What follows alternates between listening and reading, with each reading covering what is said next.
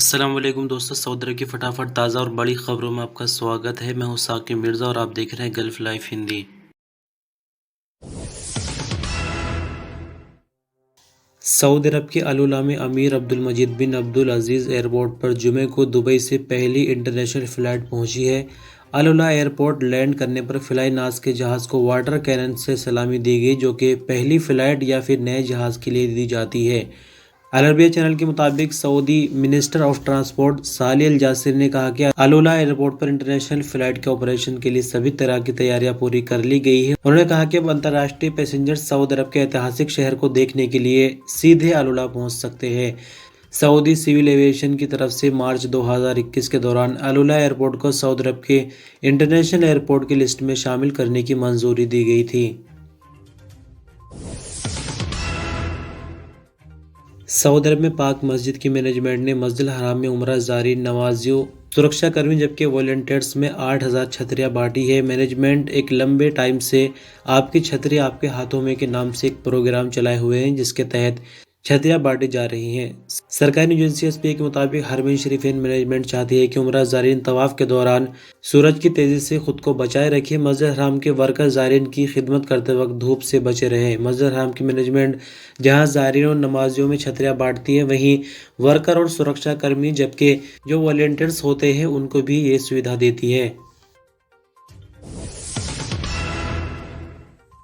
Saudi अरब आने के हवाले से एक अजनबी वर्कर की तरफ से सवाल किया गया है कि दुबई होकर सऊदी अरब आना चाहता हूँ, कोरोना वायरस मुझे लग गया था, जिसके बाद एस्ट्राजेनेका की एक डोज वैक्सीन ले ली है, दूसरी डोज सऊदी अरब में लेना चाहता हूँ, क्या ऐसा मुमकिन है? इस संदर्भ में सऊदी अरब के संबंधित विभाग की तरफ से जवाब दिया गया है कि पाबंदी वाले देश यानी जहां से फ्लाइट पर भी डायरेक्ट पाबंदी है, ऐसे देश से आने वाले पैसेंजर अगर सऊदी अरब आना चाहते हैं तो उन्हें इस बात की इजाज़त है कि वो किसी ऐसे मुल्क में 14 दिन गुजारे जहां से पैसेंजर्स के आने पर पाबंदी नहीं लगाई गई है। लेकिन 14 दिन दूसरे देश में क्वारंटाइन रहने के बाद सऊदी अरब आने से पहले पैसेंजर्स को चाहिए कि वो अबशिर पोर्टल के कुदूम प्लेटफॉर्म पर रजिस्टर करें, जिसमें वैक्सीनेशन का रिकॉर्ड भी देना ज़रूरी होगा। मिनिस्ट्री ऑफ हेल्थ के कानून के मुताबिक सऊदी अरब आने वाले अजनबियों को सऊदी अरब आने के बाद कोरोना से बचाने के लिए वैक्सीन की बूस्टर डोज लगाई जाती है। Booster dose Pfizer, BioNTech, AstraZeneca, Johnson and Johnson और मॉडर्ना में से कोई एक लगाई जाती है। सऊदी अरब आने वालों को इस बात का भी ख्याल रखना चाहिए कि वो सऊदी अरब आने से ज़्यादा से ज़्यादा 72 घंटे पहले कोरोना टेस्ट ज़रूर कराएं।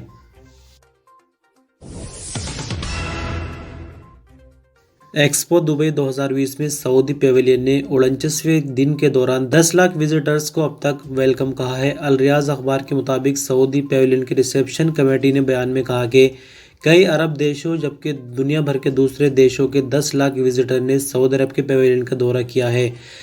एक्सपो 2020 दुबई के टोटल विजिटर्स के 30% से ज़्यादा सऊदी पेवेलियन देखने पहुंचे हैं और ये 49वें दिन के दौरान एक्सपो की हिस्ट्री में एक रिकॉर्ड है। 10 लाख विजिटर का टारगेट पूरा होने पर आतिशबाजी और लेज़र शो से सेलिब्रेशन किया गया। यहाँ थोड़ा सा जिक्र करेंगे कि काफ़ी टाइम से आप एक्सपो दुबई का नाम सुनते आ रहे हैं और सऊदी पेवेलियन का भी नाम सुनते हैं। दरअसल आपको बता दें कि एक तरह की नुमाइश या एग्जीबिशन कह सकते हैं जो कि दुबई में इस टाइम चल रही है, लेकिन यहाँ पर कुछ खरीदा या बेचा नहीं जा रहा। सिर्फ जो देश है दुनिया भर के, उन्होंने अपने अपने पेवेलियन लगाए हुए हैं। सऊदी अरब ने भी अपना पेवेलियन लगाया हुआ है और सऊदी अरब सिर्फ इन्वेस्टर को ये दिखाना चाहता है कि अभी तक सऊदी अरब में क्या कुछ बदल चुका है और आने वाले टाइम के लिए इन्वेस्टमेंट के कितने बड़े मौके सऊदी अरब के अंदर मौजूद है। सऊदी अरब में जुमे की रात आई कोविड-19 की रिपोर्ट के मुताबिक नए मामले 35 जबकि नई रिकवरी 42 और एक नई मौत की खबर है। टोटल एक्टिव केसेस में से क्रिटिकल मामलों की बात करें तो इनकी तादाद 44 हो गई है, जो कि हालत नाजुक की वजह से आईसीयू में है। वैक्सीन की डोज की बात करें तो इस रिपोर्ट तक 4,69,37,123 कुल वैक्सीन की डोज लगाई जा चुकी है। तो 35 नए मामले रिकॉर्ड पर आने के बाद कुल केस 5,49,412 हो जाते हैं। 42 नई रिकवरी के बाद 5,38,505 कुल रिकवरी, जबकि एक नई मौत के बाद 8,822 कुल मरने वालों की तादाद है।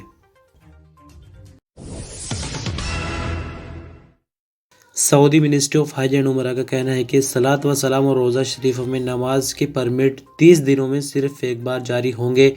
उकास अखबार के मुताबिक मिनिस्ट्री ने अपने बयान में कहा कि सलात व सलाम का परमिट और रोज़ा शरीफा में नमाज का परमिट एतबन्ना तवक्कलना ऐप के जरिए जारी होगा। मिनिस्ट्री का आगे कहना है कि मस्जिद नबी में नमाज के लिए पहले से बुकिंग कराना जरूरी नहीं। वहां नमाज पढ़ने के लिए परमिट की कोई शर्त नहीं, लेकिन वैक्सीन के दोनों डोज लगे होना जरूरी है।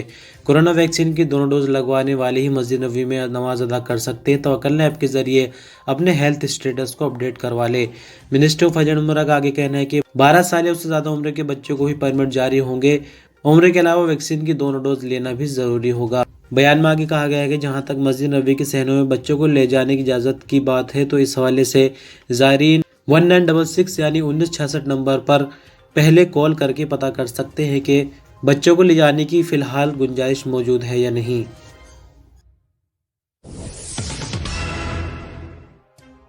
सऊदी अरब की गोल्ड मार्केट में जुमे को सोने की कीमतें कम हो गई। इंटरनेशनल गोल्ड मार्केट का असर सऊदी अरब की गोल्ड मार्केट में भी देखने को मिला। सऊदी अरब में 24 कैरेट 1 ग्राम सोने की कीमत 224 रियाल और 45 हलाला हो गई। 21 कैरेट 1 ग्राम सोने की कीमत 196 रियाल और 39 हलाला रही, जबकि 18 कैरेट 1 ग्राम सोने की कीमत 168 रियाल और 34 हलाला रिकॉर्ड की गई। 14 कैरेट 1 ग्राम सोने की कीमत 130 रियाल और 93 हलाला रही। इसके अलावा एक औंस सोने की कीमत कम होकर 6,980 रियाल हो गई।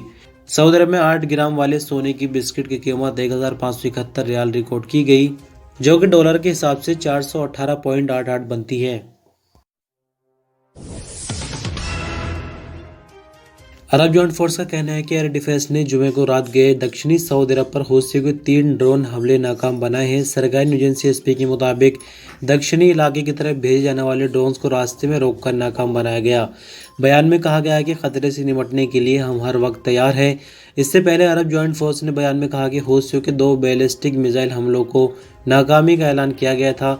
हूथियों की तरफ से भेजे जाने वाले 2 बैलिस्टिक मिसाइल यमन के अंदर ही जा गिरे।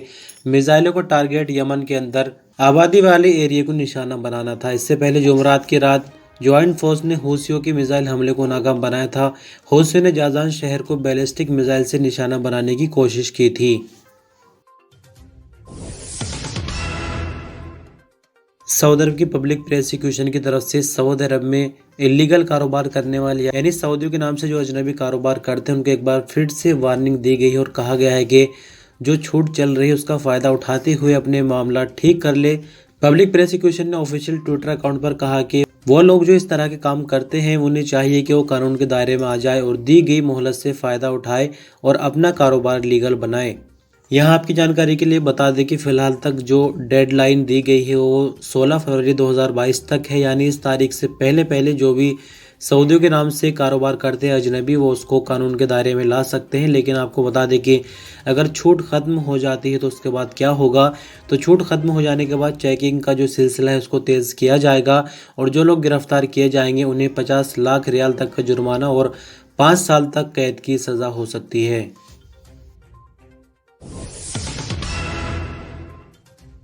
जद्दा में कस्टम अथॉरिटी ने सऊदी अरब के बाहर से आने वाली एक बड़ी शिपमेंट में शराब स्मगल करने की कोशिश को नाकाम बना दिया है।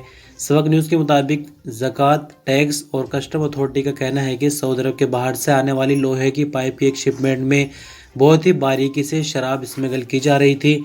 स्मगलर्स ने शराब की बोतलों को लोहे के पाइप में इस हिसाब से छिपाया था कि पाइपों को बहुत बारीकी से भी जायजा लेने पर यह पता नहीं लगाया जा सकता कि उसके अंदर शराब की बोतलें छिपाई गई है। कस्टम विभाग के सूत्रों का कहना था कि अधिकारियों के तजुर्बे और फर्ज को अंजाम देने की बदौलत शराब स्मगल की कोशिश को नाकाम बनाया गया। कस्टम टीम ने पाइपों का जायजा लेने के बाद फैसला किया कि उन्हें काट कर देखा जाएगा। जबकि एक पाइप काटा गया तो उसमें छिपाई गई शराब की बोतलें बरामद हो गई। लोहे के पाइप से 3,612 बोतलें बरामद हुई। कस्टम अथॉरिटी ने पुलिस की मदद से शिपमेंट वसूल करने आने वाले 2 लोगों को गिरफ्तार कर लिया है, जिन्हें तहकीकात के लिए संबंधित विभाग के हवाले कर दिया गया है।